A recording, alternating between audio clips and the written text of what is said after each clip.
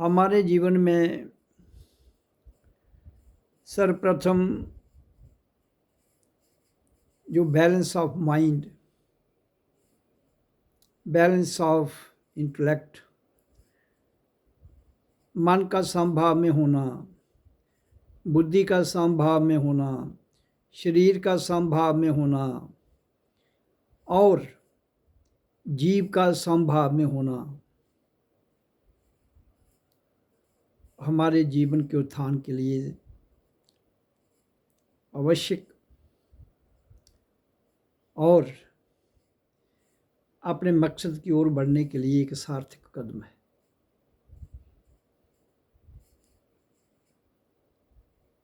हमारा शरीर प्रकृति का बना हुआ है और प्रकृति का बैलेंस करने के लिए हमें कुछ प्रयास करने पड़ते हैं, जिनमें सबसे सर्वप्रथम एकाग्रता, ध्यान, समाधि और समाधि से परे स्वयं को जानना है। तब जाकर संभव होता है कि हम धरती पर किस लिए आए हैं, हमारा धरती पर आने का मकसद क्या है और हमें अपना मकसद पूरा करने के बाद जाना कहाँ है। देखो, मैं अपने जीवन के अनुभव पर आधारित बात करता हूँ और जो स्वयं अनुभूत की गई है।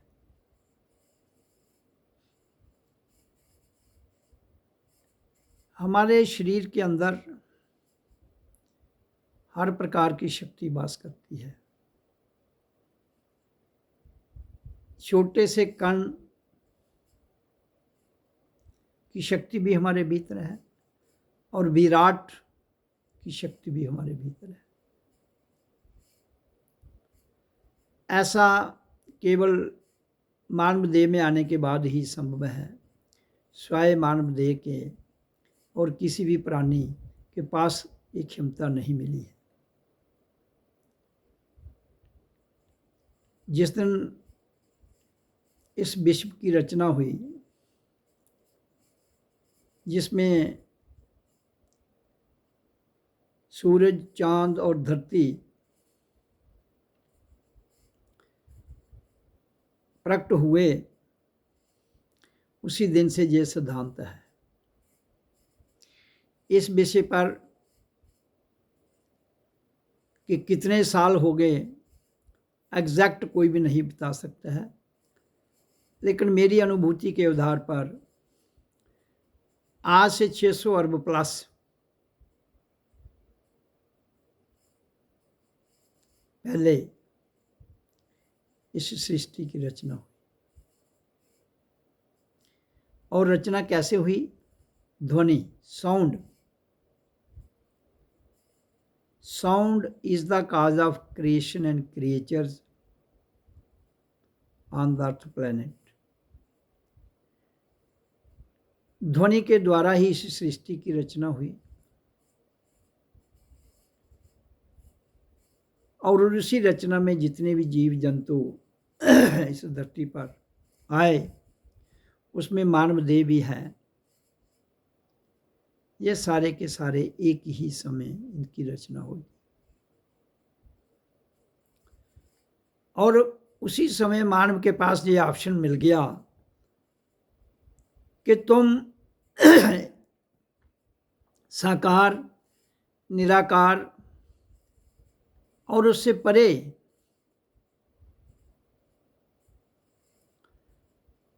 तीनों परिस्थितियों में मालिक हो।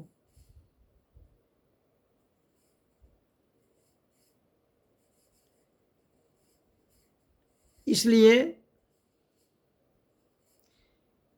इंसान ही इस धरती पर हर प्रकार का परिवर्तन ला सकता है।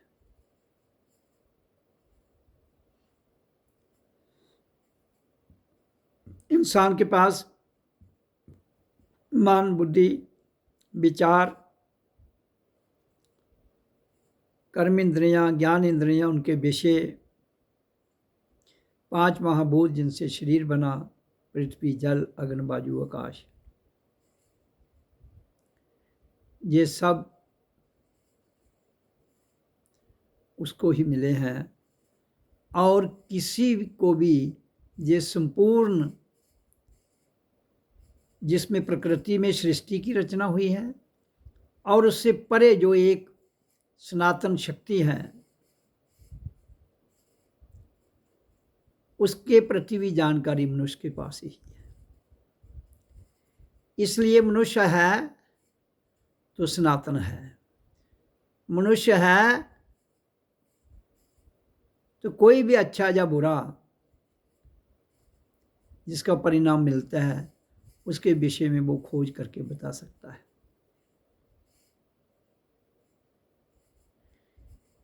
इंसान के अंदर ही सारी शक्तियां हैं। राम कृष्ण कबीर रैदास दादू पलटू विवेकानंद जितने भी इस संसार में संत महापुरुष भगवान के रूप में यहाँ प्रकट हुए हैं, इंसान उनके पास ही ये सारी क्षमता है। शैतान भी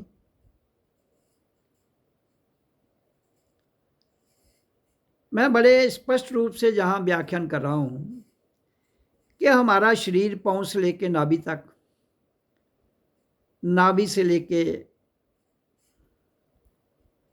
आज्ञा चक्र तक, आज्ञा चक्र से लेकर टॉप ऑफ फोरहेड तक और टॉप ऑफ फोरहेड से लेकर सत्यलोक तक, जिसको हम स्कल कहते हैं, खोपड़ी, इसकी रचना इस ढंग से की गई है कि नाभि के नीचे जो ऊर्जा है वो रचना भी करती है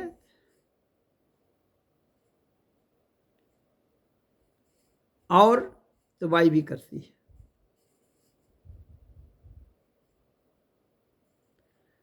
और इसके ऊपर वहां से लेकर आज्ञा चक्र तक जो ऊर्जा है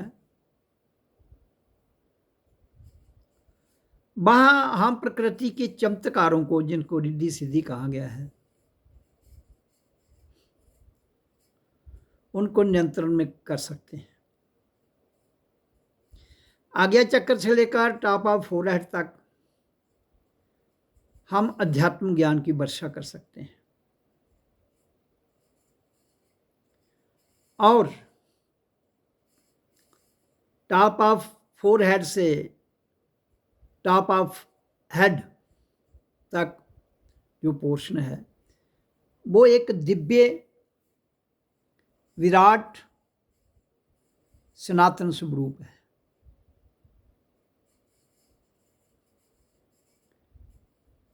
तो हमारे शरीर में पाँव के घूंटे से लेकर सिर की चोटी तक पूरे विश्व की शक्तियां वास करती हैं।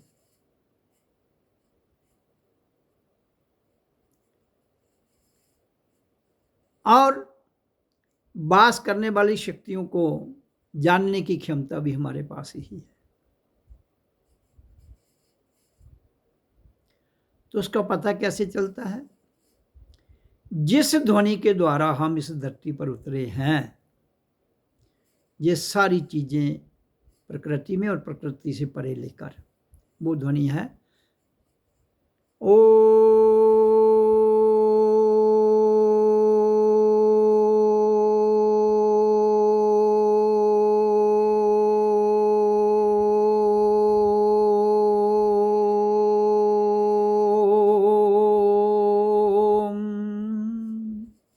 ये ओम की ध्वनि जो है,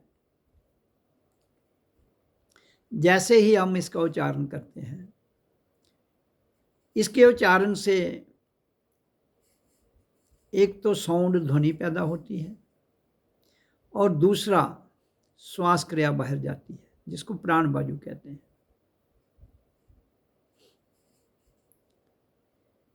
इस सृष्टि में सबसे महत्वपूर्ण जो बात है वो श्वास है, श्वास जिससे जीवन चलता है। और ध्वनि जो किसी भी प्रकार की ध्वनि को ओम की ध्वनि कंट्रोल कर सकती है। इसलिए ओम का उच्चारण और प्राण वायु दोनों के संगठन से, गठजोड़ से हम संसार की कोई भी उपलब्धि प्राप्त कर सकते हैं। जी मैं अपने अनुभव और अनुभूति के आधार पर व्याख्यान दे रहा हूं।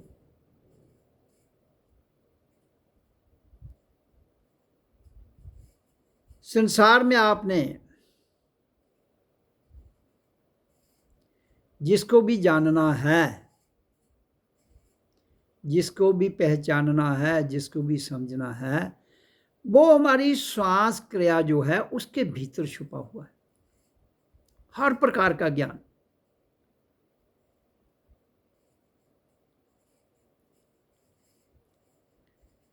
जैसे आपने सुना है कि इस प्रकृति में जो चमत्कार हैं उन चमत्कारों को जानने के लिए हमें प्राणों को कंट्रोल करना पड़ता है। और ओम के उच्चारण से जब हम प्राण बाहर छोड़ते हैं तो उससे तो प्राण वायु कंट्रोल होती है, और जो आवाज़ निकलती है वो भी अपने सराउंडिंग जो भी हैपनिंग होती हैं उनका ज्ञान देते हुए हमें हर प्रकार का नॉलेज जो है, हमें ज्ञान जो है वो प्राप्त होता है।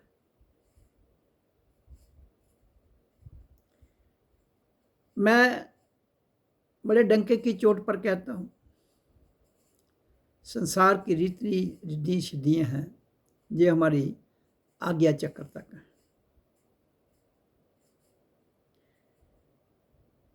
जो नेगेटिव हैं वो नाभि के नीचे हैं, और जो पॉजिटिव हैं वो नाभि से लेकर भ्रिकुटी तक, और जो दिव्य हैं भ्रिकुटी से लेकर टॉप ऑफ त्रिकुटी तक, और जो दिव्य से परे अति सूक्ष्म दिव्य जिनको हम कहते हैं वो हमारे टॉप ऑफ फोरहेड से लेकर टॉप ऑफ हेड तक।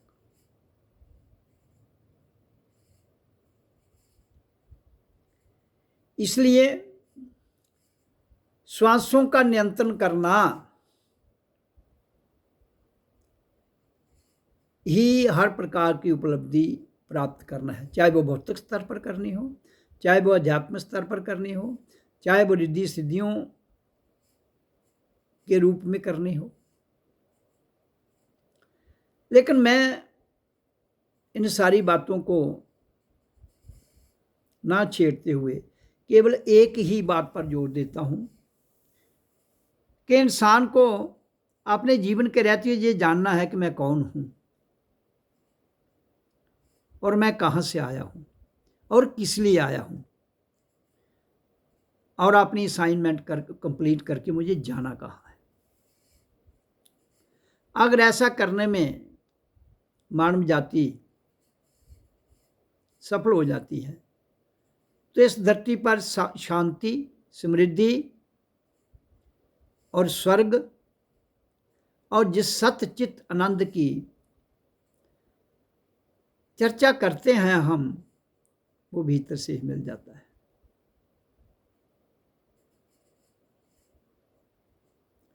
इसलिए हमें जीवन में रुकना कहीं नहीं है, केवल मात्र अपनी मेरुदंड को सीधा रखते हुए पद्मासन, सुखासन, सिद्धासन किसी में भी बैठकर 20 मिनट ओम का उच्चारण करना है, 20 मिनट श्वास को लंबा छोड़ना है, फिर 20 मिनट शांत बैठना है। उससे क्या होगा कि हम जैसे जैसे उच्चारण करेंगे, प्राण बाजू हमसे बाहर जाते हुए हमारे शरीर के नीचे वाले भाग को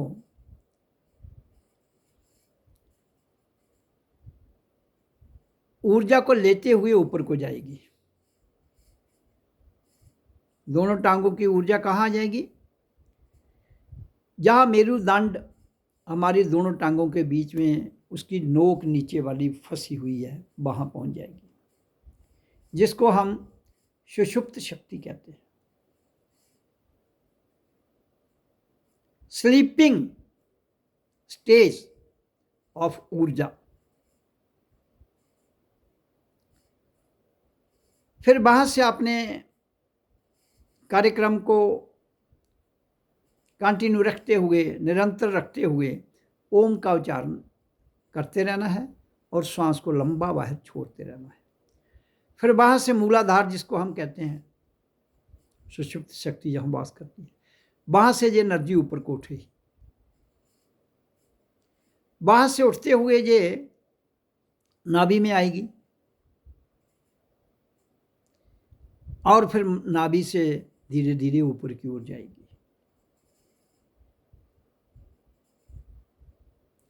और जैसे जैसे ये ऊपर को चलती जाएगी, नीचे का भाग खाली होता जाएगा।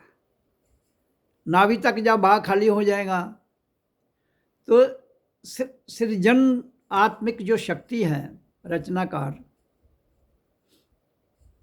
वो हमारे कंट्रोल में आ जाएगी।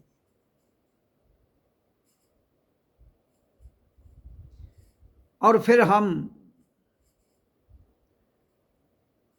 जो भी अपनी औलाद पैदा करना चाहते हैं, वो हमारी इच्छा से आएगी।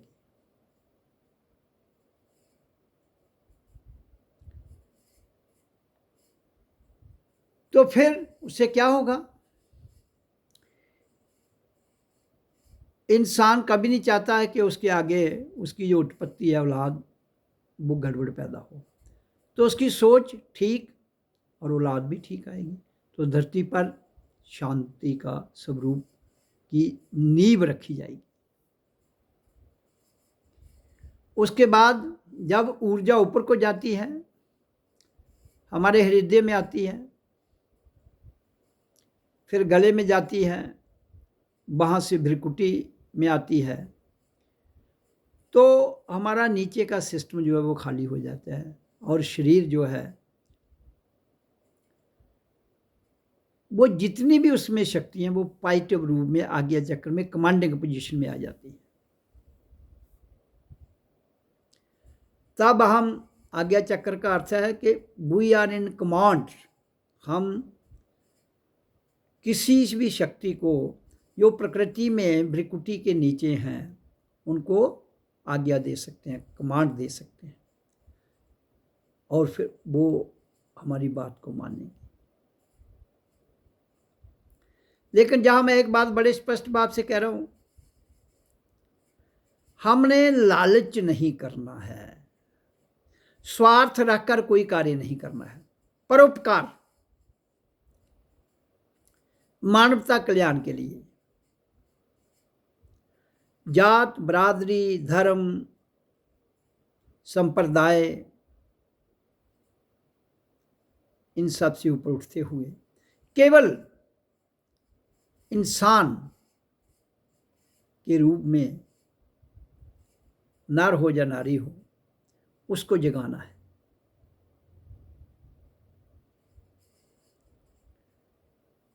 और वो जब जाग जाता है, ऑटोमेटिक जो इंसान भिन्नता में यहाँ बटा हुआ है, धर्म के नाम पर, जात के नाम पर, बरादरी के नाम पर, कौम के नाम पर, देश के नाम पर, भाषा के नाम पर, संप्रदाय के नाम पर, परंपराओं के नाम पर, कल्पनाओं के नाम पर और ग्रंथों के नाम पर वो सारे का सारा सिस्टम जो है वो धराशायी हो जाएगा। जब हम किसी बिल्डिंग को जो गड़बड़ हो चुकी है उसको धराशायी नहीं करेंगे तो नई बिल्डिंग खड़ी नहीं कर सकते। इसलिए मानव और मानवता एक है, तो एक को बचाने के लिए एक ही कारगर रहता है और वो एक ही शक्ति के रूप में उसका इस्तेमाल प्रयोग किया जाए। इसलिए श्वास हर इंसान, नर या नारी हो, उनका एक ही तरीका है सांस लेने का और सांस छोड़ने का। श्वास लेने और छोड़ने के लिए हमारे पास एक तो है मुंह और दूसरा है नाक, दो ही तो रास्ते हैं सबके पास, इन्हीं के द्वारा सांस लिया जाता है।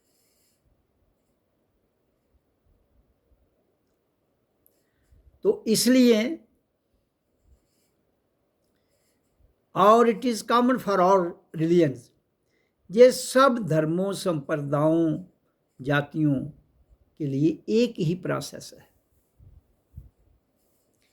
तो जो भिन्नता में अनेकता में एक, भिन्नता में अभिन्न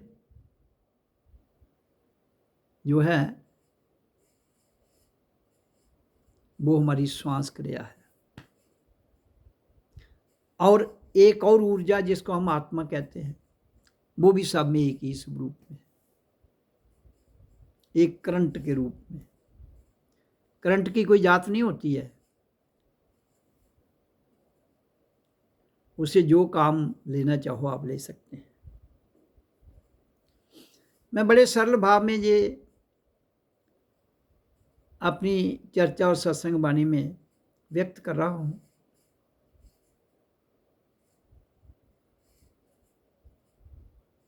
वो इसलिए कि मानवता को बचाने के लिए ढिंढोरे तो सब पीटते हैं, लेकिन अपनी खूंटियां जो हैं वो पक्की करके रखते हैं।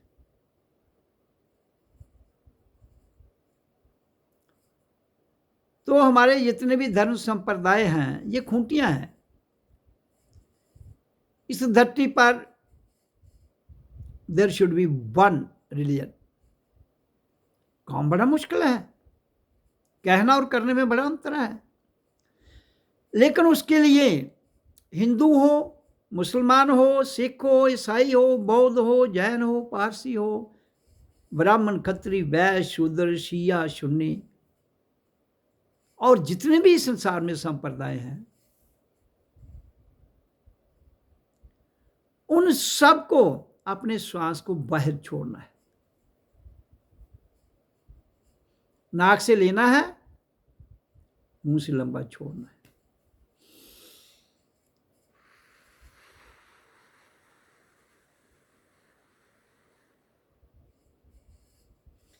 इस अभ्यास को रोज करना है।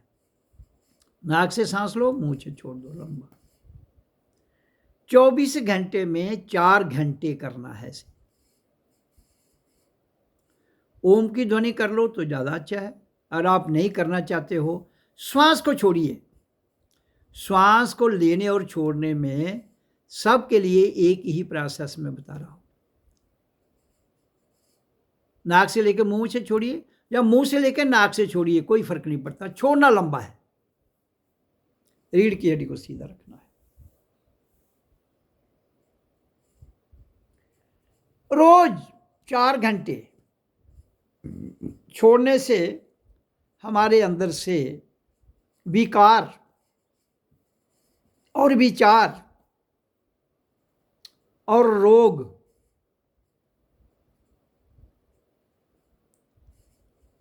और जन्म जन्मांतर की मैल, जिसको हम भाग्य कहते हैं, किस्मत कहते हैं, वो भी बदल जाएगी। सब कुछ बदल जाएगा। मैं फिर अपनी वाणी में जोर देकर कह रहा हूं, इस प्रोसेस को स्कूलों में, विद्यालयों में, गुरुकुल में लाने की आवश्यकता है।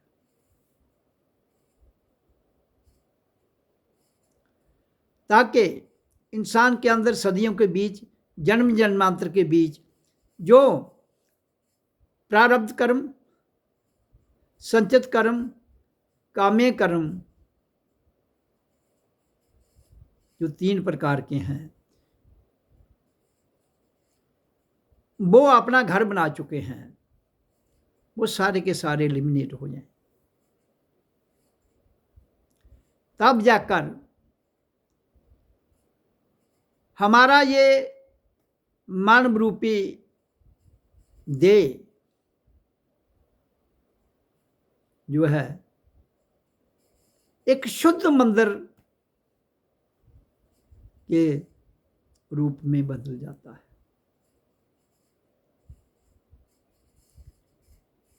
इसके लिए कोई पाबंदी नहीं है, और श्वास हमारे जीवन के लिए एक जीवनी है। श्वास नहीं होगा तो जीवन खत्म।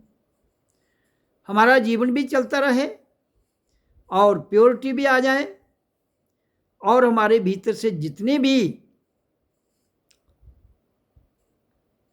ये अलग अलग खूंटे बांध कर इंसान को उनसे बांध दिया गया है, वो भी टूट जाएंगे।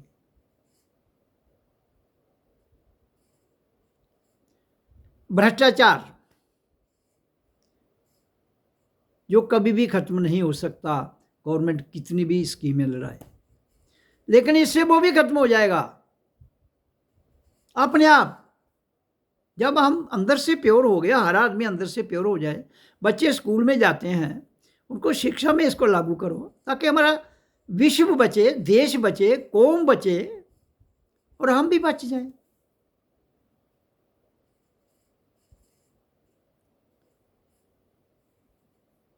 उसके लिए आपको जितनी भी स्कीमें और बनाओगे, इंसान की गरीबी को उठाना है, नहीं हटेगी भाई। 10 हटाओगे 20 और आ जाएंगे। लेकिन इस प्रोसेस से जो मैं बता रहा हूं, इससे सब कुछ संभव है, सब कुछ संभव है, और गवर्नमेंट के अरबों रुपया, खरबों रुपया बच जाता है। स्कूल में बच्चों को रोज 2 पीरियड इसके रख दो, 40-40 मिनट के हो गए, 80 मिनट रोज बच्चों को कराओ। बाकी मैथ, साइंस, लैंग्वेज जो मर्जी पढ़ाओ आप, ये सब के लिए कंपलसरी होना चाहिए। अगर भारत का नक्शा आंतरिक रूप पर मानवता को जगाकर बदलना चाहते हो,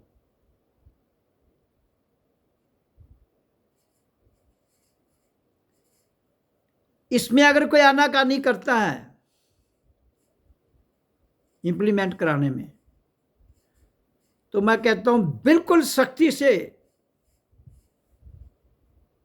गवर्नमेंट जो सत्ता में हो वो इंप्लीमेंट करे। देखो, कभी कभी एक परोपकारी काम करने के लिए अगर कुछ नकारात्मक शक्तियां हमारे रास्ते की रुकावट बनती हैं, हमें उनको हटाने की आवश्यकता है। पहले प्रेम से, अगर नहीं समझते तो फॉरएवर के लिए हटा दो। दुनिया में अगर इंसान आया है तो उसकी ड्यूटी क्या है, वो जानना बहुत जरूरी है। तो हम सब की बेसिकली ड्यूटी यही है, यही ड्यूटियां हम सब की कि मानव समृद्धि में जिए, सुखी रहे, शांत रहे, आनंदित रहे और ये धरती स्वर्ग है और असल में स्वर्ग बन जाए। इसके अलावा कोई आपका धर्मशास्त्र, कोई आपका ग्रंथ कुछ नहीं कर पाएगा। ये मैं क्रियात्मक रूप से आपको बता रहा हूं। केवल श्वास को छोड़ना है, लेना है, छोड़ना है,